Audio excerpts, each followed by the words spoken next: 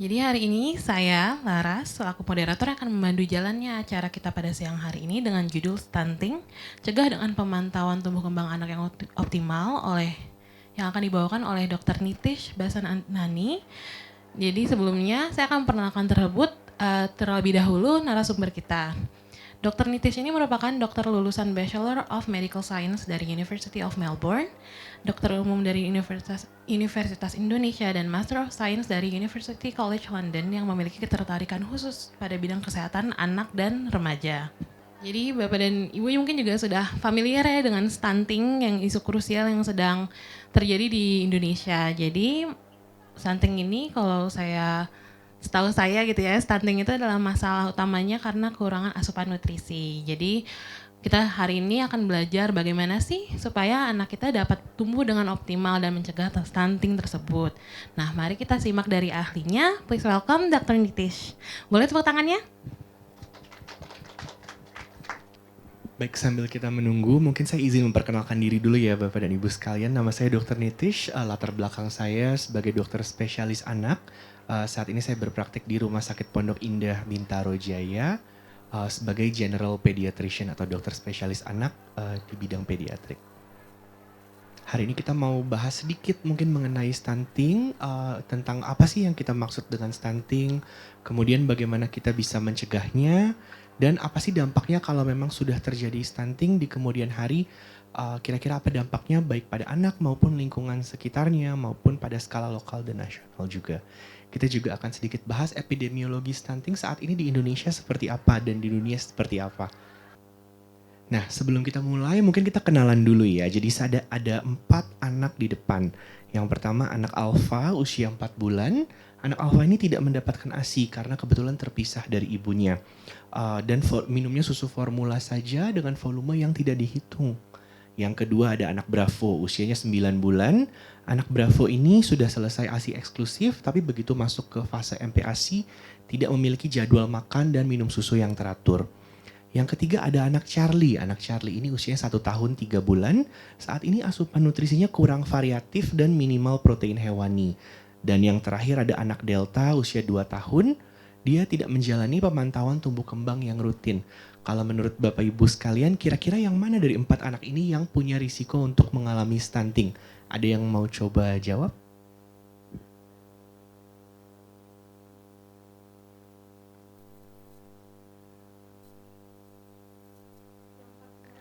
Benar sekali, 4-empatnya punya risiko untuk mengalami stunting. Kalau kita lihat, nanti kita akan bahas lebih lanjut kenapa mereka berempat berisiko untuk mengalami stunting.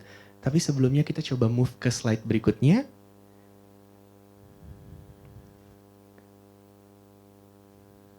Oke, di sini kita bahas dulu apa yang dimaksud dengan stunting. Pertama kita masuk ke definisi dari stunting sendiri. Kalau kita lihat, stunting adalah gangguan pertumbuhan dan perkembangan anak akibat kekurangan gizi kronik. Jadi penting sekali kita highlight di sini kekurangan gizi kronik. Berarti dia tidak mendapatkan asupan nutrisi yang seharusnya, dan yang kita sebut sebagai kronik adalah dalam jangka waktu yang sudah lama sekali berjalan. Akhirnya selain tidak hanya berat badannya yang ikut tidak naik, tetapi tinggi badannya pun juga tidak naik. Kalau kita lihat di kurva pertumbuhan, dibilangnya kurang dari -2 standar deviasi. Stunting ini berkaitan dengan banyak sekali faktor. Pertama, status sosioekonomi yang rendah. Kedua, asupan nutrisi dan kesehatan ibu hamil yang buruk. Yang ketiga, riwayat sakit berulang. Dan yang keempat, praktik pemberian makan yang tidak tepat pada bayi dan anak. Sebelum kita masuk lebih lanjut, kita coba lihat video dari Brin di slide berikutnya.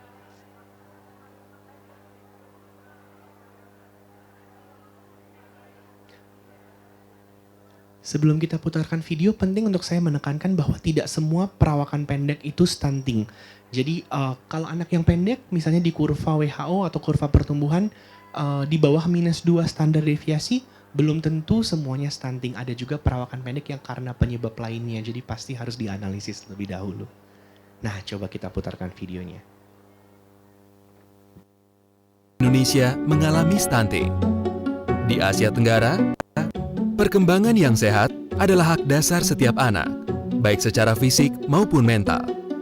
9 juta balita di Indonesia mengalami stunting. Di Asia Tenggara, Indonesia merupakan salah satu negara dengan prevalensi tertinggi bersama Laos, Kamboja, dan Timor Leste. Kalau kita tidak berbuat apa-apa, maka anak-anak Indonesia akan menjadi generasi yang hilang. 1000 hari pertama sangat penting bagi pertumbuhan bayi. Apabila bayi tidak mendapatkan pertumbuhan baik, dapat merusak perkembangan fisik dan kognitif, lebih rentan terhadap penyakit, banyak mendapatkan rintangan di sekolah, obesitas ketika dewasa, dan rentan menderita penyakit jantung, diabetes, dan penyakit degeneratif lainnya. Stunting dapat dicegah dengan mendapatkan nutrisi yang baik. Dimulai ketika pada saat kehamilan harus mengkonsumsi makanan sehat dan seimbang. Berikan bayi ASI eksklusif selama 6 bulan pertama. Setelah 6 bulan, berikan bayi ragam makanan tambahan. Dan berikan ASI hingga bayi berumur 2 tahun. Lingkungan yang bersih dan merevitalisasi pos kesehatan ibu dan anak juga dapat mencegah stunting. Mari bersama kita cegah stunting. Baik, jadi kalau yang seperti yang kita ketahui dan sudah dibahas di video tadi, stunting itu memang bisa dicegah. Nanti kita akan bahas lebih lanjut gimana sih kira-kira metode pencegahan yang bisa kita terapkan. Coba kita lihat slide berikutnya setelah ini. Dan slide berikutnya lagi. Nah, sebelumnya tadi sempat disinggung di video yang tadi, 1000 hari pertama kehidupan. Mungkin Bapak Ibu sekalian juga sudah sering sekali mendengar ya. Apa sih yang kita maksud dengan 1000 hari pertama kehidupan? Boleh diklik satu kali. Nah, kalau kita lihat memang 1000 hari pertama kehidupan itu dimulai dari konsepsi atau dari masa konsepsi atau pembentukan janin ya yang kita bilang sampai bayinya lahir. Jadi selama durasi kehamilan itu 270 hari pertama atau 9 bulan pertama dilanjutkan sampai anak berusia 2 tahun atau 730 hari berikutnya. Kenapa kita tekankan sekali 1000 hari pertama kehidupan ini sangat penting? Karena di masa tersebut perkembangan otak berkembang dengan sangat pesat. Jadi apapun nutrisi yang kita berikan, apapun stimulasi yang kita berikan di periode tersebut jauh lebih efektif dibandingkan dengan setelahnya. Perkembangan otak itu berlangsung 80% dalam 2 tahun pertama dan 90% dalam 5 tahun pertama. Jadi plastisitas otak masih sangat tinggi sekali, oleh karena itu peran dari pemberian nutrisi sangat penting. Kita masuk ke slide berikutnya. Nah, kalau kita lihat ini profil stunting di Indonesia dan di dunia, boleh diklik satu kali. Pertama di Indonesia terlebih dahulu, dari Riskesdas atau Riset Kesehatan Dasar tahun 2018 mengatakan bahwa 30,8% balita Indonesia mengalami stunting. Jadi 1 dari 3 balita dikatakan mengalami stunting. Angka ini sudah turun. Kalau survei status gizi Indonesia di tahun 2022 atau 2 tahun yang lalu mengatakan bahwa dari 24,4% di 2021 sudah turun ke 21,6% di tahun 2022. Berarti 1 dari 5 yang menurut saya masih cukup banyak sekali. Kalau kita klik satu kali, kita juga bisa lihat profilnya secara global yang sebetulnya tidak jauh berbeda dari Indonesia.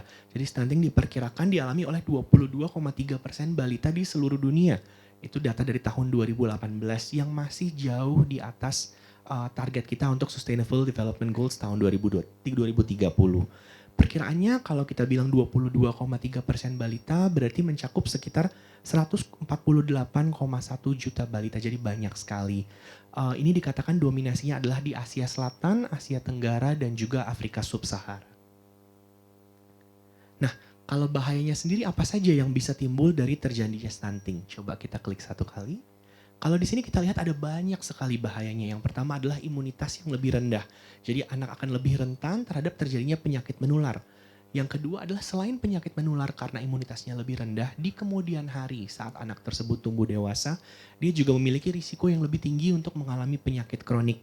Selain itu penyakit kronik berarti penyakit jangka panjang seperti diabetes, kemudian juga hipertensi, penyakit jantung, dan lain-lain. Selain dari kesehatan, anak tersebut yang mengalami stunting juga berpotensi mengalami perkembangan yang terhambat. Di antaranya bisa dinilai dari kecerdasan di bawah rata-rata, perkembangannya tidak sesuai dengan anak-anak lain seusianya, dan juga kalau sudah masuk sekolah, prestasi belajarnya menjadi tidak maksimal lagi. Kemudian ini juga berdampak pada penurunan produktivitas, jadi tidak hanya kepada anak tersebut sendiri, tetapi juga pada skala keluarganya, kemudian lingkungan sekitarnya, dan juga bahkan sampai skala nasional. Selain ini banyak sekali dampak lain dari stunting yang mungkin tidak dapat saya bahas satu persatu. Tapi kalau kita klik satu kali kita bisa lihat satu gambar yang saya suka sekali dari UNICEF. Ini menunjukkan bahwa dampak stunting itu berupa suatu siklus. Jadi pertama, karena stunting ini tidak hanya memengaruhi pertumbuhan tapi juga perkembangan, dia bisa menyebabkan gangguan pada kemampuan kognitif atau perkembangan otak anak. Akhirnya anak tersebut kalau kita lihat di yang kuning yang di bawah kurang mampu berprestasi di sekolah. Kemudian akhirnya kalau sudah dewasa penghasilannya akan berkurang, dan dengan penghasilannya berkurang karena kemungkinan juga tidak dapat memberikan nutrisi yang layak untuk anak-anaknya akan menyebabkan stunting untuk generasi yang berikutnya. Jadi ini bisa lihat sebagai suatu siklus yang bisa berulang terus kalau tidak kita cegah. Kita bisa masuk ke slide berikutnya. Nah, tapi sebenarnya stunting itu bisa dicegah. Apa saja sih yang bisa kita lakukan untuk mencegah stunting? Ada banyak sekali, tapi 5 yang akan saya bahas. Yang pertama adalah asupan bergizi untuk ibu hamil. Seperti yang tadi sudah kita bahas, 1000 hari pertama kehidupan itu sangat berperan sekali dalam pencegahan stunting. Dimulai dari konsepsi atau pembentukan janin dan selama proses kehamilan. Jadi asupan bergizi untuk ibu hamil itu sangat penting sekali. Sangat penting untuk memberikan ASI eksklusif selama 6 bulan pertama yang juga diyakini dapat mencegah angka kejadian stunting. Setelah 6 bulan pertama, anak mulai makan, kita juga harus memberikan MPASI dengan menu yang variatif. Dan terutama yang ditekankan di sini untuk pencegahan stunting adalah menu yang kaya dengan protein hewani. Selain itu kita juga harus menerapkan praktik pembelian makan yang tepat, dan juga pemantauan tumbuh kembang yang optimal. Ini yang mungkin akan kita highlight hari ini. Ini idolaku. Idolaku yang pertama adalah ayah. Ayah selalu memastikan gizi aku terpenuhi. Ayah menjagaku sepanjang waktu, mendampingi ibu, memeriksakan kesehatanku ke bu bidan. Bahkan sejak aku masih di dalam perut. Kalau ibu yang paling mengerti asupan gizi yang aku butuhkan. Urusan makanan, ibu jagonya. Masakan ibu semua enak. Itu yang bikin aku selalu sehat. Ibu dan ayah selalu bersama-sama menjagaku sepanjang waktu. Terima kasih brolaku, ayah dan ibu. Jadi gitu ceritanya. Pinter kan Lukman?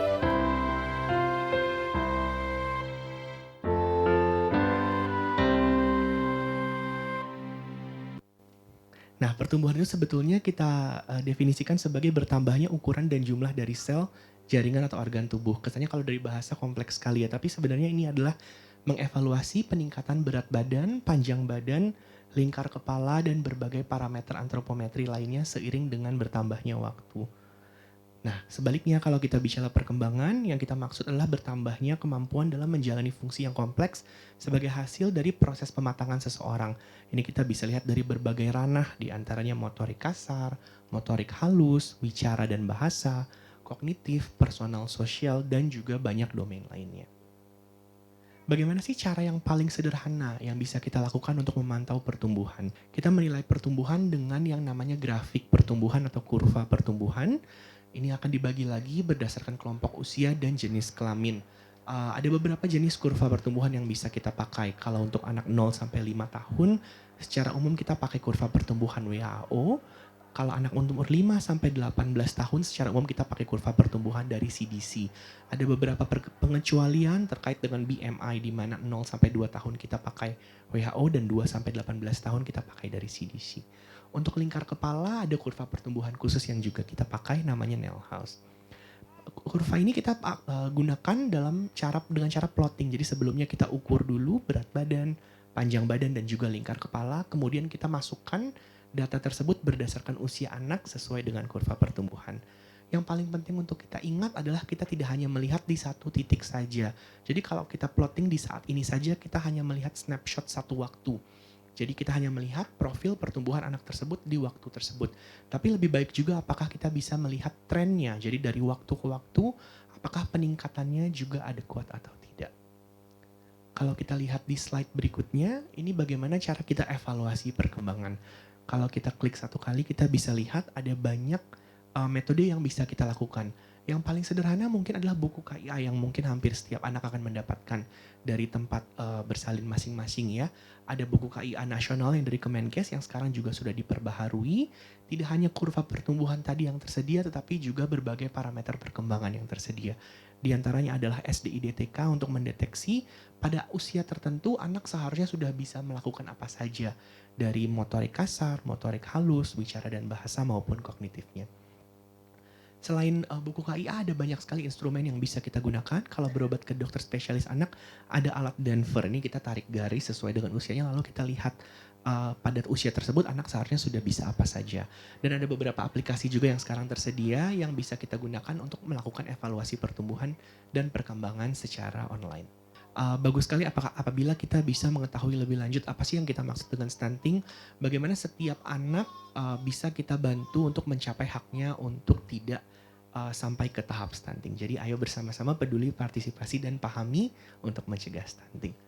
Mungkin demikian dari saya. Terima kasih banyak Bapak dan Ibu sekalian. Jadi memang tadi juga sudah dijelaskan bagaimana cara pencegahannya ya. Jadi untuk Bapak dan Ibu yang mungkin lebih aware gitu dengan yang sudah memiliki anak, lebih aware tumbuh kembangnya. Nah, memang keren sekali lah materi hari ini dan kita bisa jadi lebih banyak belajar mengenai anak.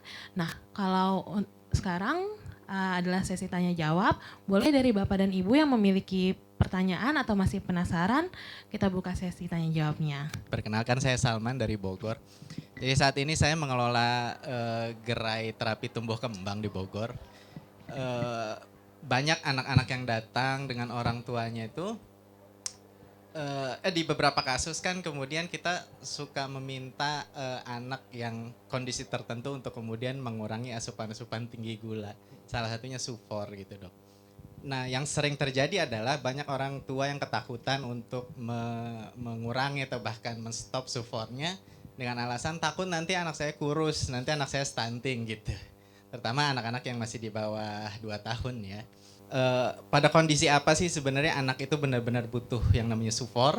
Dan apakah memang Sufor itu punya pengaruh sedemikian terhadap stunting? Apakah memang bisa menjadi solusi bagi kondisi stunting dan seterusnya terkait Sufor gitu, Dok? Baik, terima kasih banyak pertanyaannya Bapak Salman. Bagus sekali ya pertanyaan dan memang itu sering sekali ditanyakan kalau kita lihat dalam praktik sehari-hari. Jadi kalau kita lihat kapan sih waktunya untuk mengintroduksi hal lain atau susu lain selain dengan ASI. Karena kalau kita tahu seperti yang kita semua ketahui, kalau dari segi kualitas tidak ada yang mengalahkan ASI. Dari segi berbagai antibodi, berbagai elemen komponen makro mikronutriennya, memang itu yang paling optimal untuk pertumbuhan seorang anak. Salah satu tempat di mana ada tempatnya untuk kita memperkenalkan adalah kalau memang ASI tidak bisa diberikan oleh ibu kepada anaknya. Biasanya kalaupun seperti itu kita akan coba cara lain seperti misalnya ASI donor, tapi memang harus melalui suatu proses ya. Kalau memang semua cara sudah dicoba dan memang tidak berhasil ya berarti terakhirnya sebagai pilihan terakhir itu bisa dilakukan. Kalau dalam pemantauannya sendiri kapan batasnya kita bisa mempertimbangkan untuk menambahkan susu tambahannya kita bilangnya. Pertama kalau kita lihat kalau dari segi pertumbuhan sudah ada kelainan, mungkin belum mencapai stunting, belum mencapai gizi kurang, tapi sudah ada yang kita sebut sebagai weight faltering atau berat badannya naiknya tidak adekuat. Itu ada parameter-parameter khusus yang kita gunakan untuk menentukan apakah seorang anak weight faltering atau tidak. Biasanya itu adalah tahap awal bagaimana kita bisa mendeteksi sebelum anak tersebut berujung menjadi stunting. Jadi kalau sudah weight faltering, biasa kita cari cara dulu bisa nggak kita optimalkan pemberian ASI, bisa nggak kita optimalkan yang lain-lain. Apalagi kalau sudah diberikan MPASI, bisa nggak kita optimalkan asupan nutrisinya juga sebelum kita masuk ke cara lain. Mungkin begitu Bapak, semoga menjawab pertanyaannya. Oke, untuk pertanyaan selanjutnya, boleh Ibu ini ya Bu. Saya seorang ibu yang mempunyai anak berkebutuhan khusus. Yang saya mau tanyakan itu seberapa pentingkah anak-anak berkebutuhan khusus itu dapat mengkonsumsi vitamin? Karena beberapa dokter yang didatangi cenderung lebih sering memberi kayak vitamin untuk DHA, untuk otak, terus untuk pencernaan. Bahkan teman-teman saya lihat itu kayak koleksi vitamin gitu deh, banyak banget dok. Dicek alerginya sampai nggak boleh makan ini, nggak boleh makan itu. Terlalu banyak gitu menurut saya yang larangannya untuk anak ABK. Apakah memang seperti itu? Yang memang di generalize untuk semua anak, pertama anjurannya adalah untuk pemberian vitamin D. Vitamin D ini yang diwajibkan adalah untuk usia 0 sampai 1 tahun, ideally 400 unit 1 kali sehari. Kemudian kalau sudah 1 tahun ke atas, memang anak-anak yang berisiko untuk mengalami defisiensi vitamin D, kita berikan 600 sampai 1000 unit. Itu sampai anaknya tumbuh besar sampai 18 tahun. Kemudian kalau kita bahas mikronutrien yang lain yang juga diwajibkan suplementasinya adalah zat besi. Itu biasa kita mulai dari umur 4 bulan sampai usia 2 tahun. Kalau sudah 2 tahun kita tidak berikan lagi setiap hari. Kalau memang tidak ada defisiensi, kita berikannya 2 kali seminggu selama 3 bulan berturut-turut setiap tahunnya. Kalau untuk bayi yang lahir prematur, kita berikan suplementasi zat besi sedikit lebih awal di usia 1 bulan sampai usia 2 tahun juga. Kecuali memang kita notice ada defisiensi atau kekurangan dari mikronutrien tersebut. Nah, kalau untuk mikronutrien lainnya sebetulnya saat ini belum ada guideline yang mewajibkan, vitamin ini mesti diberikan atau tidak. Memang kalau untuk anak-anak berkebutuhan khusus tertentu dikatakan ada beberapa mikronutrien yang bisa menunjang optimalisasi dari sinaptik neuron mereka atau jaras-jaras di otak mereka. Nah itu biasanya tambahan untuk seperti kalau istilahnya kayak vitamin otak tambahan untuk menstimulasi perkembangan mereka, pertumbuhan mereka. Saya terapis okupasi. Kalau dari sudut pandang saya, anak itu kan harus diperkenalkan kepada berbagai variasi makanan ya.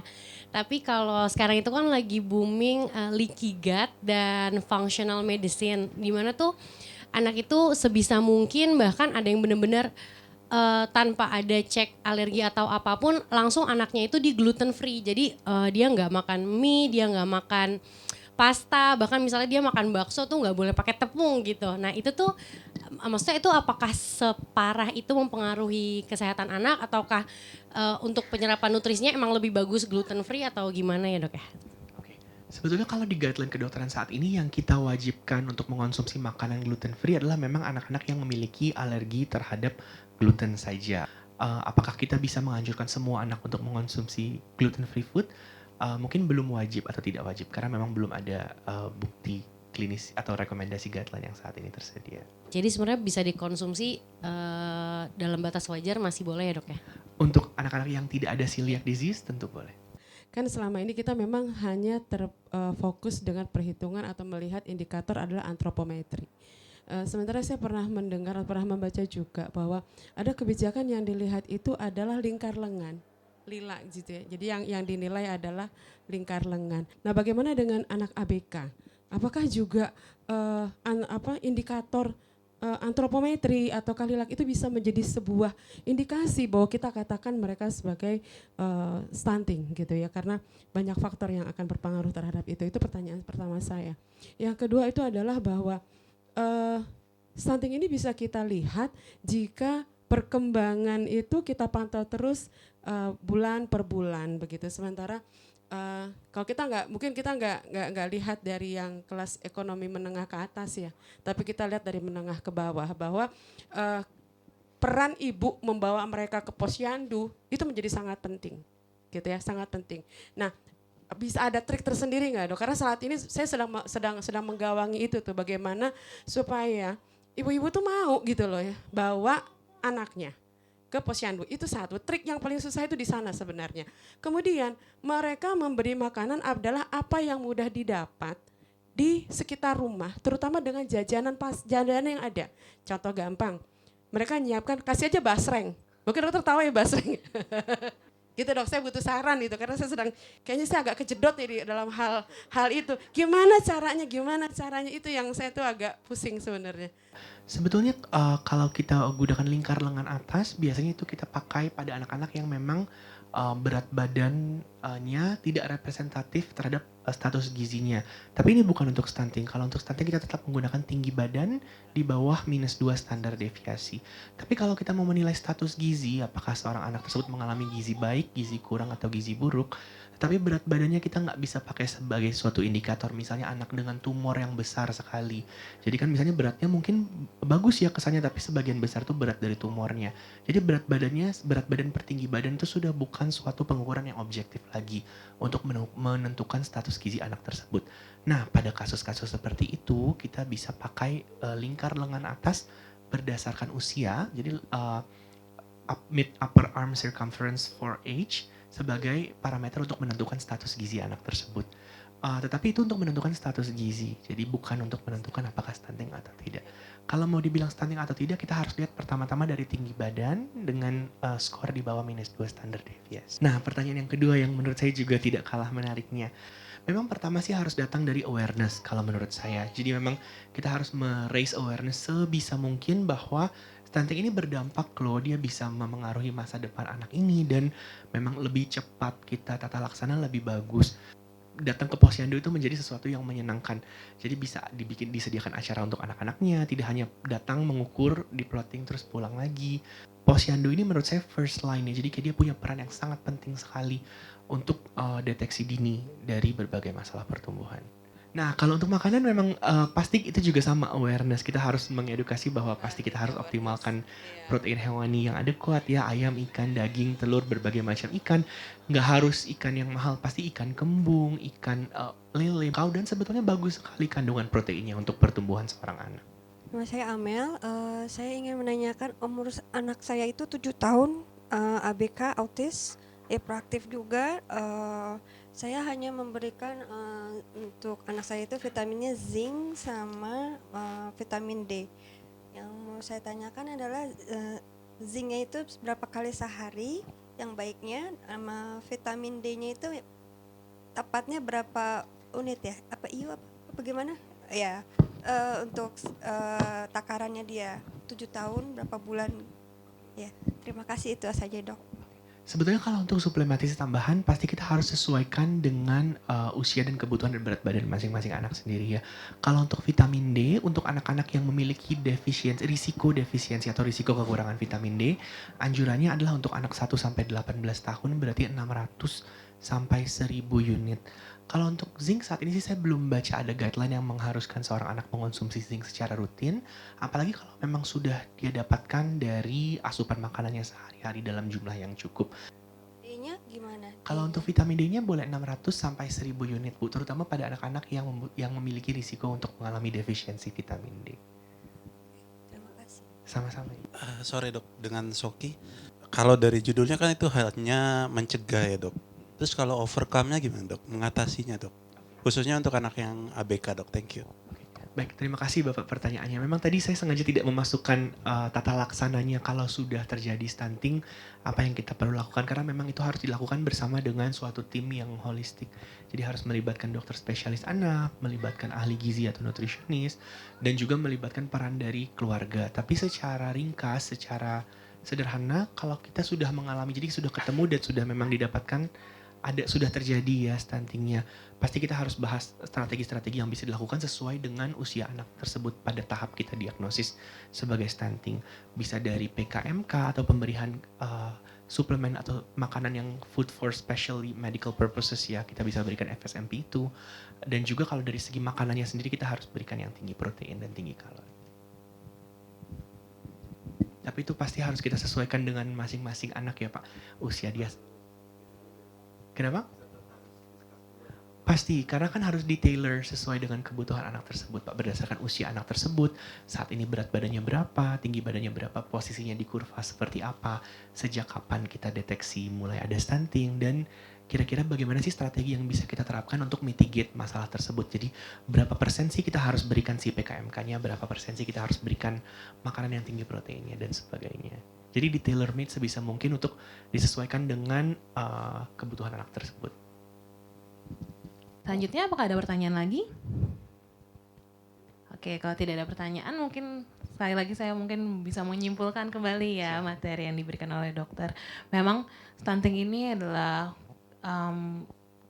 isu krusial di Indonesia yang karena juga salah satu negara yang tertinggi prevalensinya di Asia Tenggara.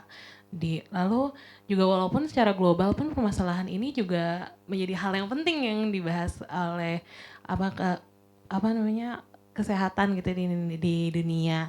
Jadi memang kita perlu aware bagaimana stunting itu kita bisa memberikan stunting gitu, label stunting pada anak itu melalui evaluasi pertumbuhan dan evaluasi perkembangan dan bagaimana pencegahannya gitu dengan pemantauan tumbuh kembangnya. Oke, saya Laras sebagai moderator hari ini pamit undur diri. Selamat sore Bapak dan Ibu.